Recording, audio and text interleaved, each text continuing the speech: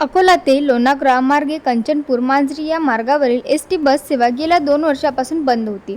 त्यामुळे परिसरातील नागरिक, शालेय विद्यार्थी आणि महाविद्यालयीन विद्यार्थ्यांना शहरात ये-जा करण्यासाठी मोठ्या अडचणीचा सामना करावा लागत होता।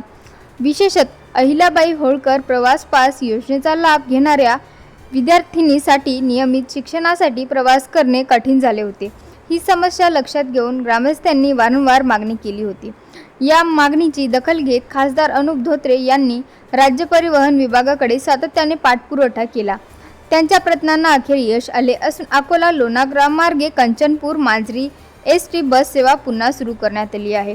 बस सेवा सुरू झाल्यानंतर कंचनपूर, लोणावळा, अहमदपूर आणि बदलापूर येथील ग्रामस्थांनी चालक रमेश डोळे आणि वाहक अनिल रोकडे यांना शाल व श्रीफळ देऊन सत्कार केला। तसेच बस स्थानक प्रमुख सौ राखी खोटरे आणि वाहतूक निरीक्षक तेलगोटे यांचेही आभार व्यक्त करण्यात आले।